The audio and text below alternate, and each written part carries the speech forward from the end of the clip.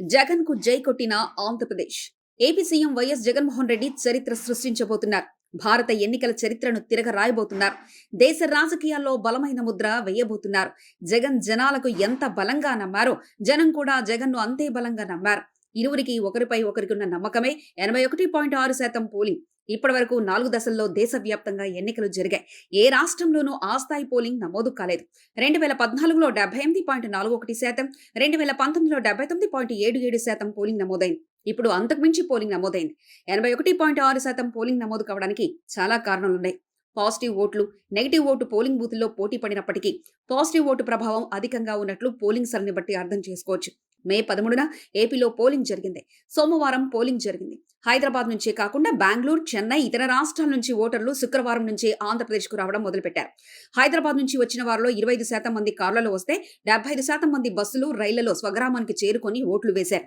వీరిలో సాఫ్ట్వేర్ ఇంజనీర్లు, ఉద్యోగులు, మధ్యతరగతి, దిగువ మధ్యతరగతి, బీపీఎల్ ప్రజలు ఉన్నారు. హైదరాబాద్ లో వాచ్మెన్ గా పనిచేసేవారు, తాపి పనిచేసేవారు కూడా ఆదివారానికి ఆంధ్రప్రదేశ్ చేరుకున్నారు. వీరిలో అత్యధికంగా వైఎస్ఆర్సీపీ వైపు మొగ్గు చూపారనే అంచనాలు వెలువడుతున్నాయి. సోమవారం ఉదయం 7 గంటల నుంచే పోలింగ్ ప్రారంభమైంది. ఉదయం 6 గంటల నుంచి వందలాది పోలింగ్ బూతుల దగ్గర క్యూ కట్టారు. వీరిలో మహిళలు, వృద్ధులు అధికంగా కనిపించారు. ఏపీలో 66 లక్షల మంది పెన్షన్లు తీసుకునేవారున్నారు. వీరికి ప్రతి నెల 2,000 కోట్లు పెన్షన్ రూపంలో అందుతున్నాయి. ప్రతి నెల 1వ తారీఖునే వాలంటీర్ వచ్చి తలుపు కొట్టి చేతిలో పెన్షన్ డబ్బులు పెట్టి పోయేవాడు.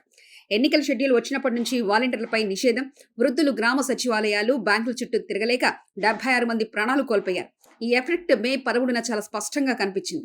అత్యధిక మంది పెన్షన్దారులు జగన్ మళ్లీ సీఎం కావాలని ఓట్లు వేసినట్లు స్పష్టంగా కనిపిస్తుంది. ఇక మహిళలైతే గ్రామీణ ప్రాంతాల్లో ఓటెత్తారు. డీబీటీ ద్వారా సీఎం జగన్ 2.76 కోట్లు లబ్ధిదారుల ఖాతాలో జమ చేశారు. నాన్ డీబీటీ ద్వారా మరో 1.70 లక్షల కోట్లు ఖర్చు చేశారు.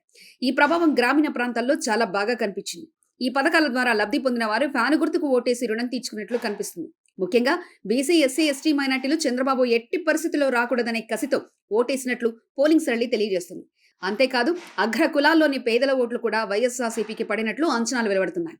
వైఎస్ జగన్మోహన్ రెడ్డి పాలనలో ఏపీలోని గ్రామాల స్వరూపం మారిపోయింది. గ్రామ స్వరాజ్యం సీఎం జగన్ తీసుకొచ్చారు. గాంధీజీ కలలుగన్న స్వరాజ్యాన్ని సీఎం జగన్ అత్యంత వేగంగా అమల్లోకి తీసుకురాగలిగారు. అభివృద్ధి అంటే హైటెక్ సిటీ లాంటి బిల్డింగ్లు కాదని, అభివృద్ధి అంటే గ్రామాల అభివృద్ధి అని ప్రజలకు అర్థమయ్యేలా చెప్పడంలో సీఎం జగన్ సక్సెస్ అయ్యారు. గ్రామ సచివాలయాలు 50 నుంచి 70 కుటుంబాలకు ఒక వాలంటీర్, ఆర్బీకేలు, విలేజ్ క్లినిక్లు, డిజిటల్ లైబ్రరీలు ఈ రోజున ఏపీలోని గ్రామాల్లో దర్శనమిస్తున్నాయి. 57 నెలలు సీఎం జగన్ ఇవన్నీ చేస్తే 14 ఏళ్లు పాలించిన చంద్రబాబు ఎందుకు చేయలేకపోరనేది సామాన్యుడు వేసుకున్న ప్రశ్న. ఆ ప్రశ్నకు సమాధానమే 81.6% ఓటింగ్. ఏపీలోని గ్రామాల్లో ప్రభుత్వ పాఠశాలలు, కార్పొరేట్ స్కూళ్లను తలదెల్లనా ఉన్నాయి. నాడు నేడు కింద 46,000 ప్రభుత్వ పాఠశాలను అత్యద్భుతంగా తీర్చిదిద్దారు సీఎం జగన్. దీనికోసం 15,000 కోట్లు ఖర్చు చేశారు. 8వ తరగతి నుంచి ట్యాబులు ఇస్తున్నారు. ఒక్క విద్యారంగానికే 72,000 కోట్లు సీఎం జగన్ ఖర్చు చేశారు.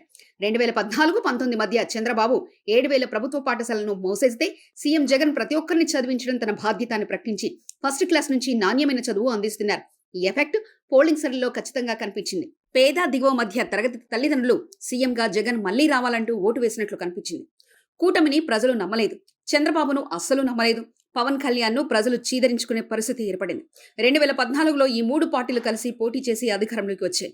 అధికారంలోకి వచ్చాక చంద్రబాబు మేనిఫెస్టోలో 10% హామీలు కూడా అమలు చేయలేదు. రైతు రుణమాఫీ, డ్రాక్వా రుణమాఫీ చేయలేదు. ఎన్డీఏ నుంచి బయటకు వచ్చి మోదీపై చంద్రబాబు చేసిన విమర్శలు ప్రజలు మర్చిపోలేదు. 2014 ఎన్నికల్లో బాబు హామీలు తన బాధ్యతన్న పవన్ తర్వాత పట్టించుకోలేదు.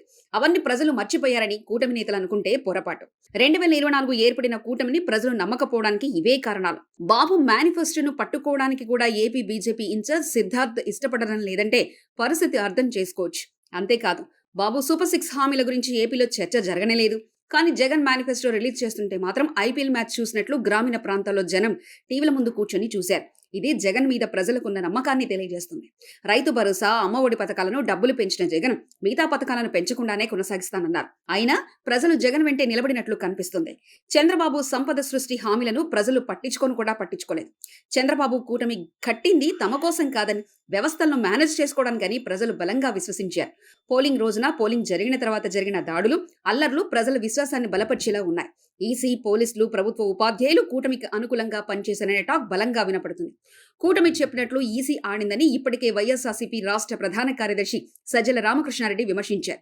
ఎక్కడైతే ఎస్సీలను మార్చారో అక్కడే అల్లర్లు జరిగాయని వైఎస్ఆర్సీపీ నేతలు విమర్శిస్తున్నారు. గొడవలు జరుగుతుంటే ఫోన్లు చేసిన పల్నాడు జిల్లా ఎస్పీ స్పందించలేదని వైఎస్ఆర్సీపీ నేతల ప్రధాన ఆరోపణ.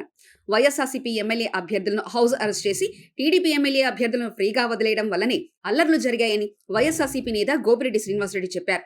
ముఖ్యంగా పల్నాడు జిల్లాలో జరిగిన అల్లర్లకు ఈసీ పోలీసులు బాధ్యత వహించాలని టీడీపీ అల్లరి మూకలను ఈసీ పోలీసులు సహకరించినట్లు ఉంది.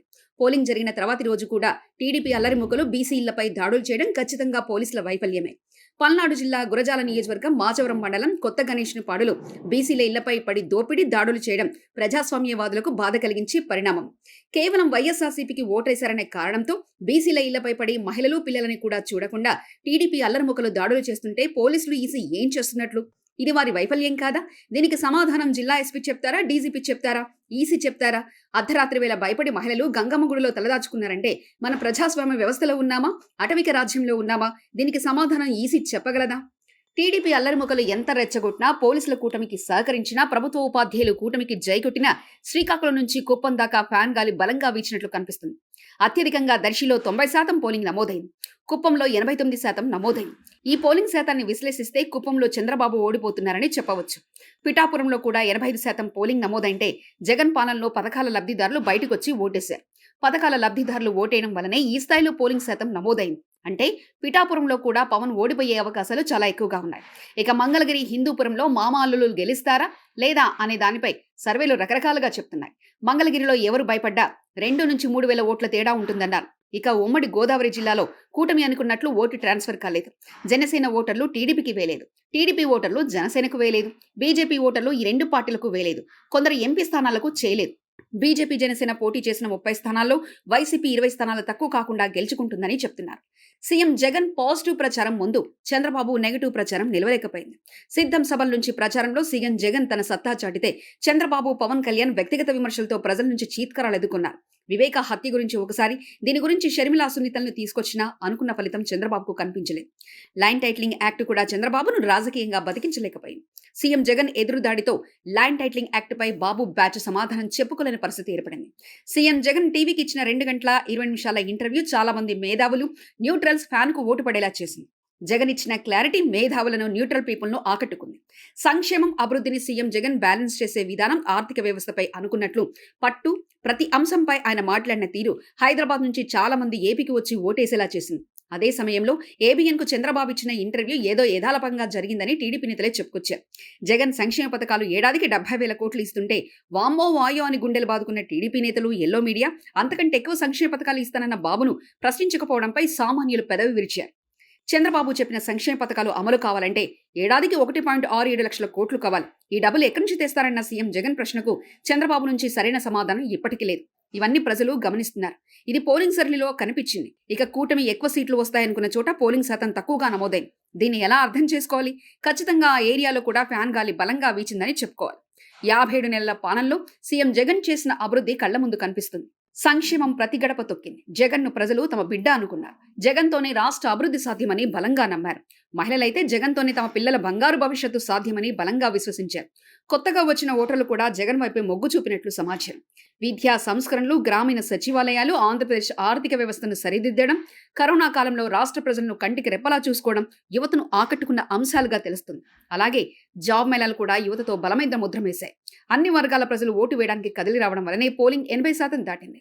పోలింగ్ సరళిని బట్టి పాజిటివ్ గా ఓటు సఫాలజిస్టులు పరిగణిస్తున్నారు. పోలింగ్ తర్వాత వెలువడిన సర్వేలు కూడా వైఎస్ఆర్సీపీదే గెలుపని ఘంటాపదంగా చెప్తున్నాయి.